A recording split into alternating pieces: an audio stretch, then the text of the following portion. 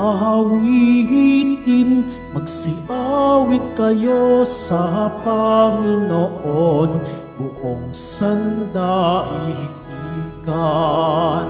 Awitan ang Panginoon at purihin ang kaniyang ngalan. Ipahayag ang kaniyang pagliligtas sa lahat ng panahon.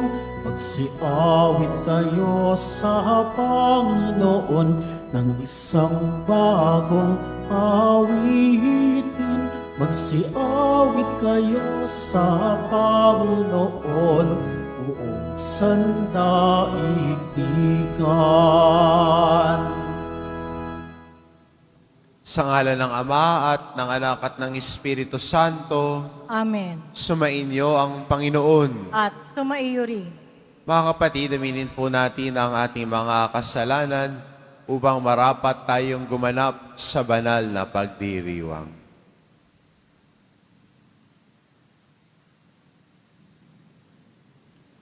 Inaamin ko Sa makapangyarihang Diyos at sa inyo mga kapatid, na lubha akong nagkasala sa isip, sa salita, sa gawa, at sa aking pagkukulang.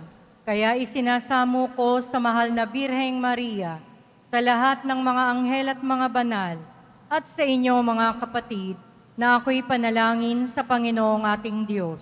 kaawaan tayo ng makapangyarihan Diyos, patawarin tayo sa ating mga kasalanan, at patnubayan tayo sa buhay na walang hanggan. Amen. Panginoon, kaawaan mo kami. Panginoon, kaawaan mo kami. Kristo, kaawaan mo kami. Kristo, kaawaan mo kami. Panginoon, kaawaan mo kami. Panginoon, kaawaan mo kami. Manalangin tayo.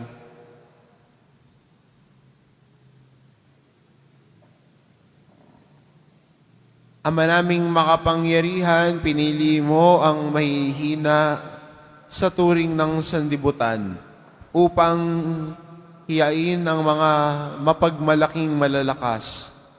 Ngayong aming ipinagdiriwang ang pagsilang sa kaligtasan ng iyong martir na si Santa Agnes, kami naway pagbigyan mong makasunod sa pagiging matatag sa pananampalataya ayon sa ipinamalas niya sa pamamagitan ni Hesukristo kasama ng Espiritu Santo, magpa sa walang hanggan. Amen. Magsiupo muna ang lahat. Pagbasa mula sa sulat sa mga Hebreo. Mga kapatid, makatarungan ang Diyos. Hindi niya lilimutin ang inyong ginawa at ang pag-ibig na inyong ipinakita at hanggang ngayon ipinakikita sa paglilingkod ninyo sa inyong mga kapwa Kristiyano. At pinakananais ko na bawat isa sa inyo'y patuloy na magsumikap hanggang wakas upang kamtan ninyo ang inyong inaasahan. Kaya't huwag kayong maging tamad. Tularan ninyo ang mga taong nagtitiis at nananalig sa Diyos at sa gayoy tumatanggap ng mga ipinangako niya. Nang mangako kay Abraham ang Diyos, siya'y nanumpa sa kanyang sariling pangalan. Yamang wala nang hihigit pa rito na kanyang mapanunumpaan. Sinabi niya, ipinangangako ko na lubos kitang pagpapalain at pararamihin ko ang inyong lipi. Matiyagang naghintay si Abraham at kanya ngang nakamtan ang ipinangako sa kanya. Nanunumpa ang mga tao sa ngalan ng isang nakahihigit sa kanila at sa pamamagitan ng panunumpang ito'y natatapos na ang usapan. Gayon din naman, pinatibayan ng Diyos ang kanyang pangako sa pamamagitan ng panunumpa upang ipakilala sa kanyang mga pinangakuan na hindi nagbabago ang kanyang panukala at hindi nagbabago ni nagsisinungaling man ang Diyos tungkol sa dalawang bagay na ito, ang kanyang pangako at sumpa. Kaya't tayong nakatagpo sa Kanya ng kalinga ay panatag ang loob na umaasa sa mga pangako Niya. Ang pag-asang ito ang siyang matibay at matatag na angkla ng ating buhay. At ito'y umaabot hanggang sa kabila ng tabing sa templong panlangit, sa dakong kabanal-banalan na pinasukan ni Jesus na nangunguna sa atin. Doon siya'y isang dakilang saserdote magpakailanman ayon sa pagkasaserdote ni Melchizedek. Ang salita ng Diyos. Salamat sa Diyos. Pangako ng poon natin, lagi nating gunitain. Pangako ng poon natin, lagi nating gunitain. Buong puso siyang pasasalamatan, aking pupurihin sa gitna ng bayan, kasama ng mga lingkod na hinirang.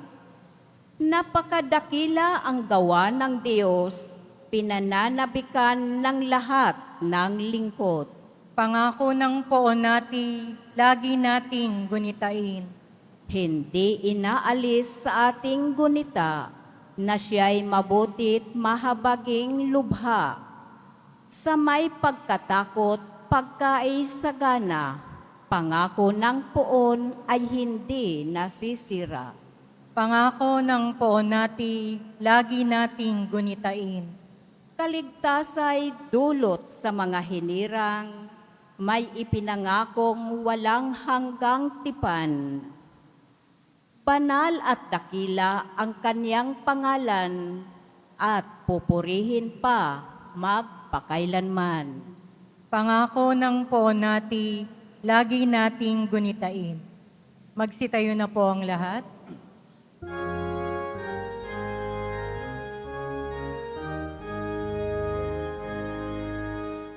Hallelujah, Hallelujah, Hallelujah, Hallelujah.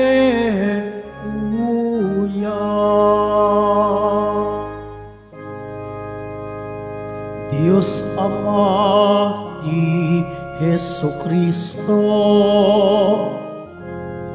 kami ay liwanagan mo at tutugon kami sa iyo. Hallelujah, Hallelujah, Hallelujah,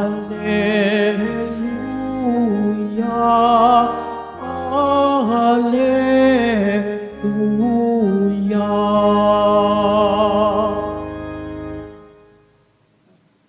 Sumainyo ang Panginoon, At sumaiyo rin. ang mabuting balita ng Panginoon ayon kay San Marcos. Papuri sa iyo, Panginoon. Isang araw ng pamamahinga na paraan si Jesus at ang kanyang mga alagad sa tabi ng triguhan. Habang daay nangingitil ng uhay ang mga alagad. Kaya't sinabi ng mga Pariseo kay Jesus, "Tignan mo ang ginagawa ng iyong mga alagad. Bawal yan kung araw ng pamamahinga." Sinagot sila ni Jesus, "Hindi pa ba ninyo nababasa ang ginawa ni David nung si Abiatar ang pinakapunong saserdote? Nang siya at ang kanyang mga kasamay nagutom at walang makain, pumasok siya sa bahay ng Diyos at kumain ng tinapay na handog sa Diyos. Ayon sa kautusan, ang mga saserdote lamang ang may karapatang kumain niyon. Ngunit kumain niyon si David at binigyan pa ang kanyang mga kasama. Sinabi pa ni Jesus, itinakda ang araw ng pamamahinga para sa kabutihan ng tao. Hindi nilikha ang tao para sa araw ng pamamahinga. Kaya't maging ang araw ng pamamahinga ay nasa ilalim ng kapangyarihan ng anak ng tao. Ang mabuting balita ng Panginoon. Pinupuri ka namin, Panginoong Hesukristo. Magsiupo muna tayong lahat.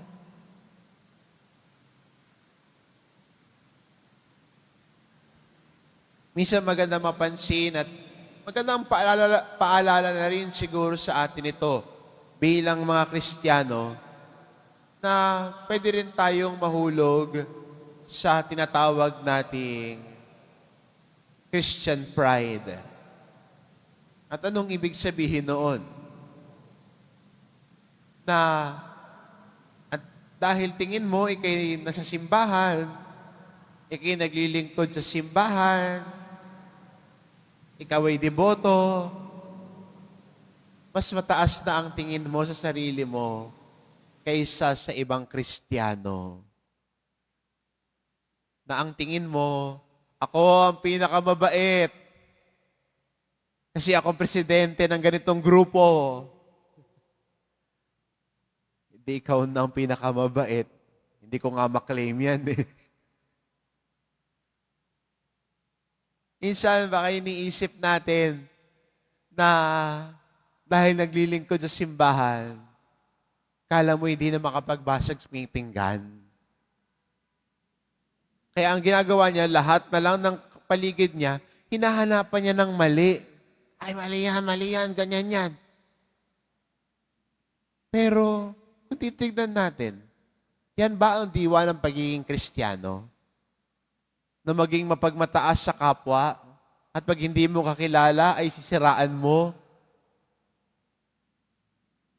ibababa mo.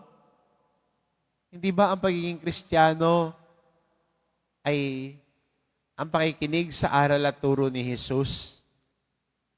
At bilang mga nakikinig sa aral at turo ni Jesus, ano ba ang misyon ng isang Kristiyano?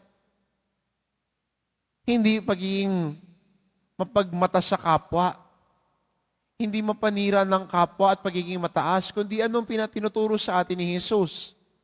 Ang pagiging mapagpakumbaba. Mapagpakumbaba at handang maglingkod. Handang magpakumbaba para iangat ang kapwa palapit kay Jesus. Handang magpakumbaba para maglingkod, hindi paglingkuran.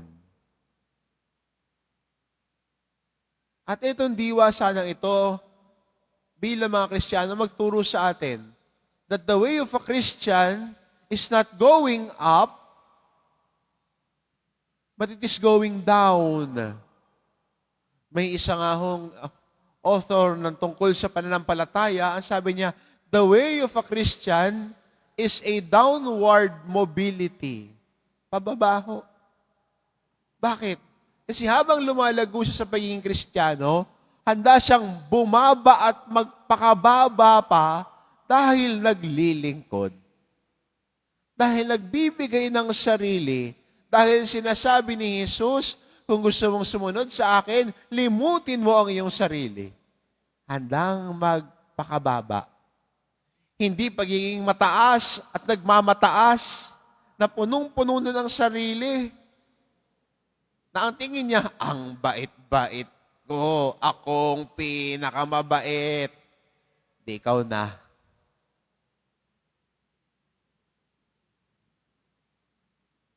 Paalala sa atin bilang Kristiyano, sa mga naglilingkod sa simbahan, sa mga nagmamahal kay Jesus, ang daan ng pananampalataya natin ay hindi pagiging mapagmataas, kundi handang magpakababa, handang maglingkod, handang limutin ang sarili para ang iba ay iangat. Iangat, maging inspirasyon, akayin patungo kay Jesus. Ito yung naging problema ng mga Pariseo sa Ebanghelyo. Imbis mas pinuna nila ang mga alagad ni Jesus, ang tingin nila ay sila ang mababait, sila ang magagaling. Nakahanap yata sila ng katapat. Magandang paalala sa atin ito sa ating Ebanghelyo na bilang Kristiyano sana, mas marunong umunawa ang isang Kristiyano. Mas marunong magpatawad ang isang Kristiyano. Mas marunong maglingkod at magpakababa ang isang Kristiyano. Dahil si Jesus ang sinusundan at tinutularan niya. Pinakita sa atin ni Jesus na mas may biyaya sa pagbililingkod, mas may biyaya sa pagpapakumbaba, mas may biyaya sa paglimot sa sarili. At ito ang daan natin. Dahil si Jesus ang minamahal, si Jesus ang sinusundan. Amen. Magsitayo na po ang lahat.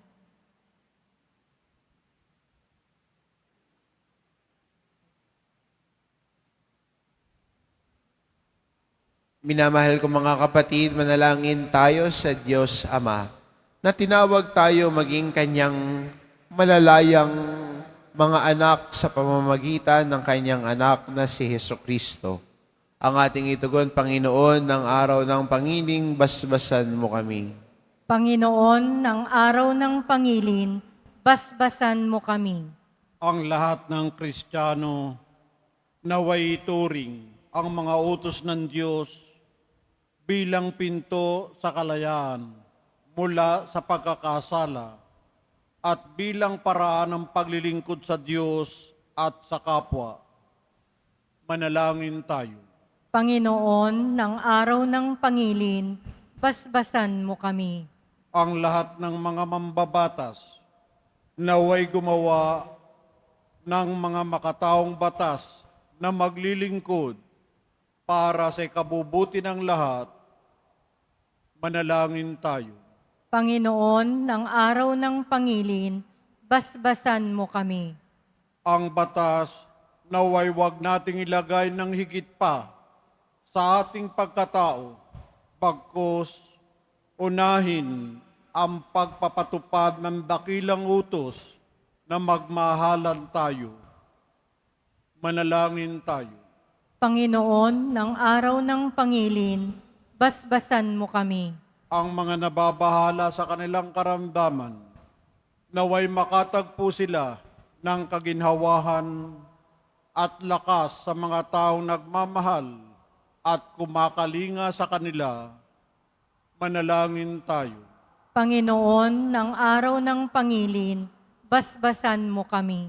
Ang ating mga yumao, naway tanggapin ang walang hanggang kapayapaan. Manalangin tayo. Panginoon, ng araw ng pangilin, basbasan mo kami. Sa ilang sandali ng katahimikan, ating ipanalangin ang iba pang mga pangangailangan ng ating pamayanan. Gayon din ang mga intensyon na iniaalay sa ating misa sa araw na ito at isama rin natin ang ating mga pansariling kahilingan.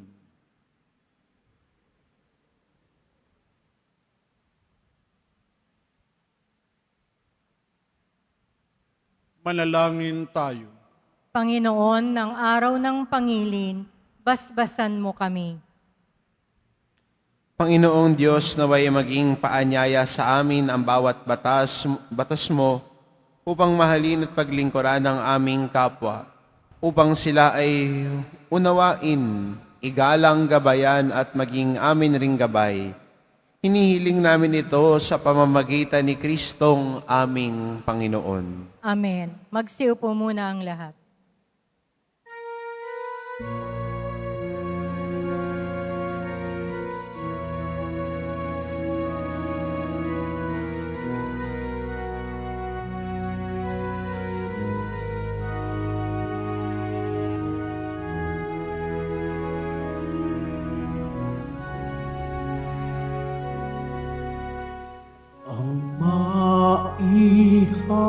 handog.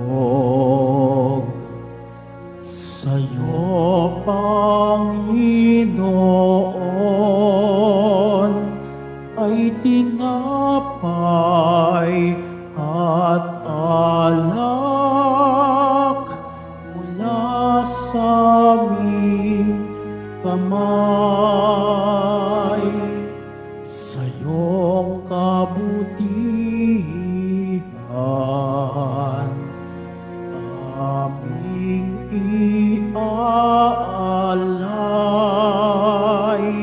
ang tinapay at alak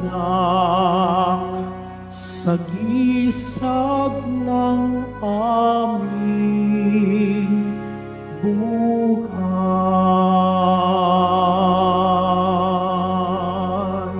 Magsitayo na po ang lahat.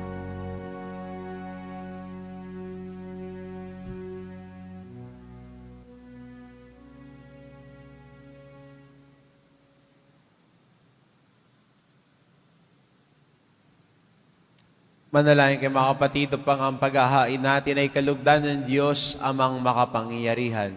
Tanggapin nawa ng Panginoon itong paghahain sa iyong mga kamay, sa kapurihan niya at karangalan, sa ating kapakinabangan at sa buong sambayanan niyang banal. Ama naming lumikha, ang mga alay na ito ay mapuspos nawa ng iyong pagpapala at patatagin mo kami sa pananampalataya na pinanghahawakan ni Santa Agnes hanggang dumanak ang dugo niya sa pamamagitan ni Hesukristo kasama ng Espiritu Santo, magpa sa walang hanggan. Amen. Sumainyo ang Panginoon. At sumaiyo rin. Itaas sa Diyos ang inyong puso at diwa. Itinaas na namin sa Panginoon. Pasalamatan natin ang Panginoong ating Diyos. Marapat na siya ay pasalamatan. Ama naming makapangyarihan, tunay ngang marapat na ikaw ay aming pasalamatan. Ngayong aming kagalakan na si Santa Agnes ay parangalan. Siya'y kapanalig naming may paninindigan, na ikaw ay ipahayag kahit siya'y mamatay, sapagkat minarapat mong kanyang matularan ng iyong anak na naghain ng sariling buhay. Tulad ng naganap sa iyong anak, ang dugo ng mga martir ay dumanak, hindi dahil sa katatagang likas, kundi dahil sa iyong bigay na lakas. Kaya kaisa ng mga anghel na nagsisiawit ng papuri sa iyo, nang walang humpay sa kalangitan, kami nagbubunyi sa iyong kadakilaan. Santo, Santo, Santo, Panginoong Diyos ng mga hukbo, napupuno ang langit at lupa ng kadakilaan mo, o sana sa kaitaasan. Pinagpala ang naparirito sa ngalan ng Panginoon, o sana sa kaitaasan. Magsilod po ang lahat. Ama naming banal, ikaw ang bukal ng tanang kabanalan, kaya't sa pamamagitan ng iyong Espiritu, gawin mong banal ang kaloob na ito, upang para sa amin maging katawan at dugo ng aming Panginoong Hesukristo. Bago niya pinagtiis ang kusang loob na maging handog, hinawakan niya ang tinapay, pinasalamatan kanya. Pinagati-hati niya iyon, iniabot sa kanyang mga alagad at sinabi, "Tanggapin ninyong lahat ito at kanin. Ito ang aking katawan na ihahandog para sa inyo."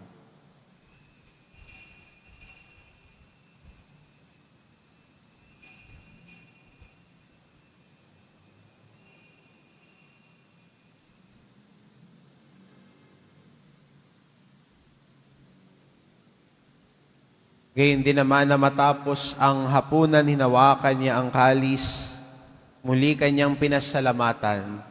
Iniabot niya ang kalis sa kanyang mga alagad at sinabi, "Tanggapin ninyong lahat ito at inumin ito ang kalis ng aking dugo, ng bago't walang hanggang tipan.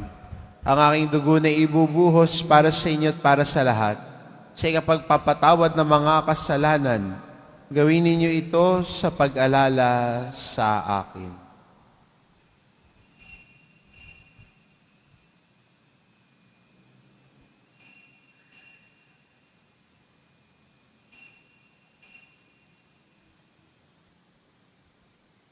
Magsitayo na po ang lahat. Ipagbunyi natin ang misteryo ng pananampalataya. Si Kristo'y namatay, si Kristo'y nabuhay, si Kristo'y babalik sa wakas ng panahon. Ama, ginagawa namin ngayon ang pag-alala sa pagkamatay at muling pagkabuhay ng iyong anak. Kaya tinaalay namin sa iyong tinapay na nagbibigay buhay at ang kalis na nagkakaloob ng kaligtasan. Kaming nagpapasalamat dahil kami iyong minarapat na tumayo sa harap mo para maglingkod sa iyo. Sinasamo namin kaming magsasalo-salo sa katawan at dugo ni Kristo ay mabuklod sa pagkakaisa sa pamamagitan ng Espiritu Santo. Ama, lingapin mo ang iyong simbahang laganap sa buong daigdig. Puspusin mo kami sa pag-ibig, kaisa ni Francisco na aming Papa at ni Jose na aming Obispo at ng Tanang Kaparian. Alalahanin mo rin ang mga kapatid naming nahimlay na may pag-asang sila'y muling mabubuhay, gayon din ang lahat ng mga pumanaw. Kaawaan mo sila at patuloyin sa iyong kaliwanagan. Kaawaan mo at pagindapatin kaming lahat na makasalo sa iyong buhay na walang wakas.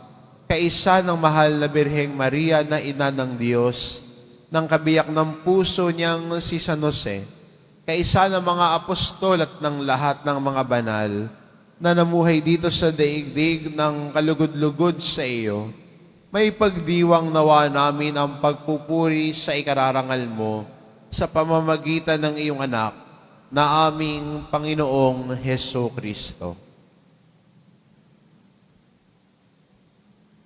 Sa pamamagitan ni Kristo kasama niya at sa Kanya, ang lahat ng parangal at papuri ay sa iyo, Diyos amang makapangyarihan, kasama ng Espiritu Santo, magpa sa walang hanggan. Amen. Sa tagubilin ng mga nakagagaling na utos at turo ni Jesus, na Panginoon natin at Diyos, ipahayag po natin ng lakas loob. Ama namin, sumasalangit ka, sambahin ang ngalan mo, mapasa amin ang kaharian mo, sundin ang loob mo dito sa lupa para nang sa langit.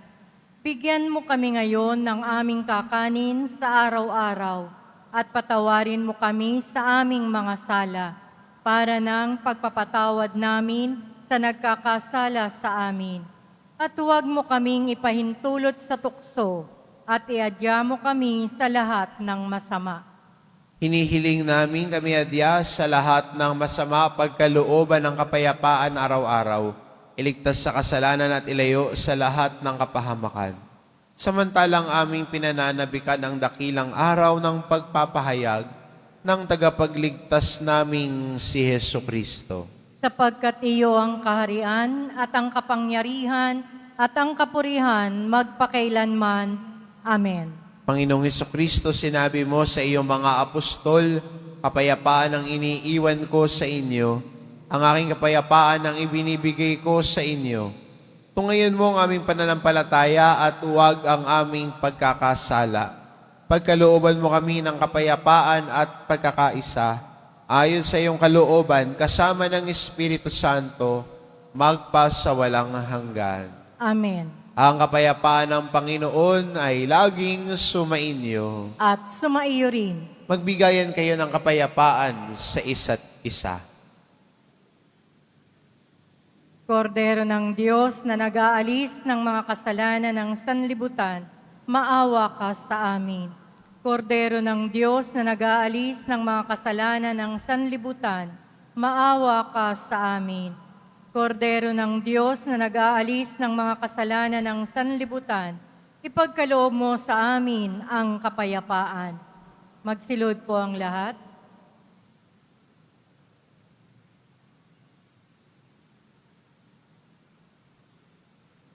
Itong kordero ng Diyos, ito nag-aalis ng kasalanan ng sanlibutan.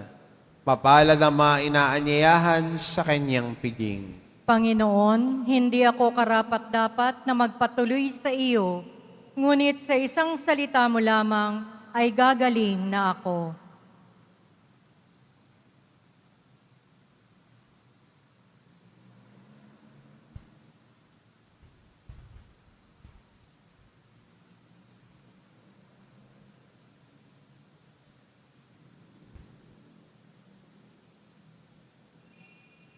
Para sa lahat ng tatanggap ng banal na komunyon, sasagot po tayo ng amen pagkasabi ng pari o ng lay minister ng katawan ni Kristo at isubo agad sa bibig bago malis sa harapan ng pari o lay minister. Sumunod po tayo.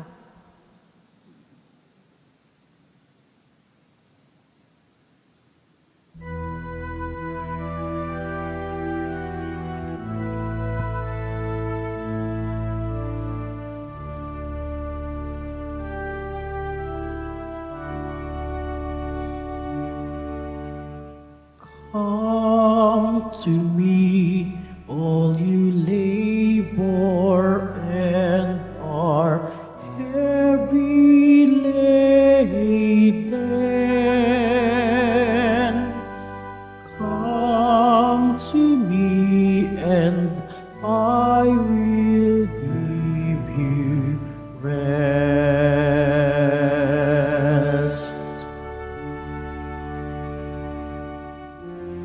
Take my yoke upon you and learn from me, for I am gentle and lowly of heart, and you will find rest for your soul.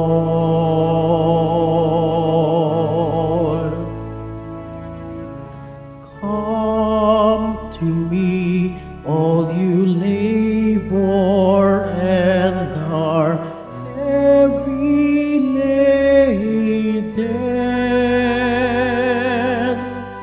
Come to me, and I will give you rest. For my yoke is easy and my burden is light. Christ has set me free from the yoke and slavery. Come to me, all you labor and are heavy laden. Come to me, and I will give you rest.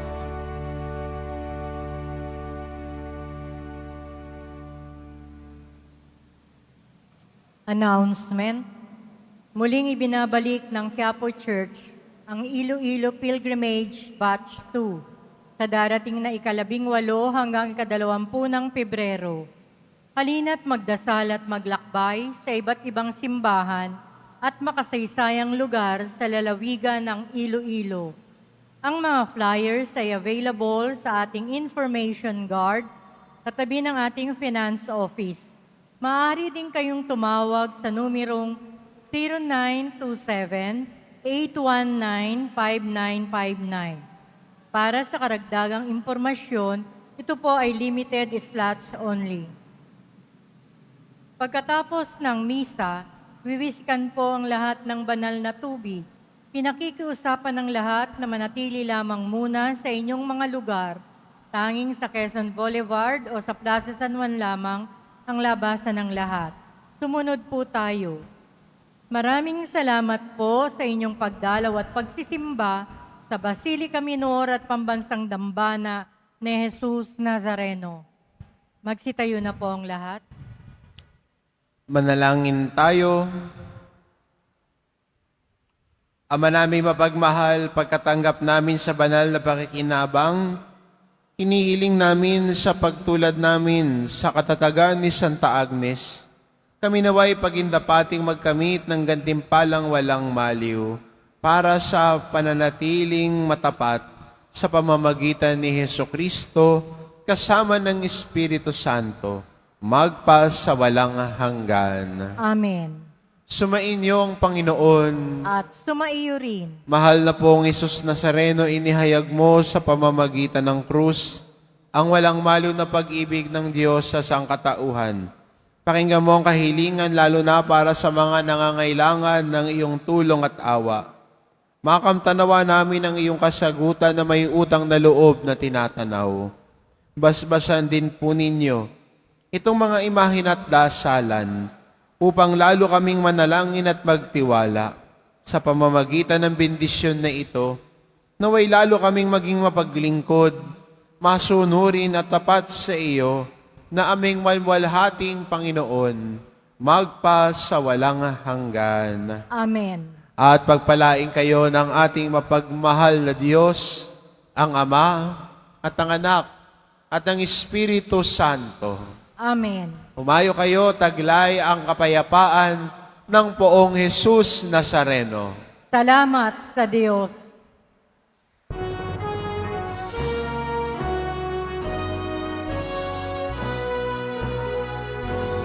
Nuestro Padre Jesus Nazareno, sinasamba ka namin. Pinipintuho ka namin, aral mo ang aming buhay at kaligtasan. Nuestro Padre Jesus Nazareno, iligtas mo kami sa kasalanan. Ang pusong kinamatayan ay sagisan ng aming kaligtasan. Nuestro Padre Jesus Nazareno, dinarangal ka namin. Nuestro Padre Jesus Nazareno, nilulwalhati ka namin. Nuestro Padre Jesus Nazareno, dinarangal ka namin. Nuestro Padre Jesus Nazareno, nilulwalhati ka namin.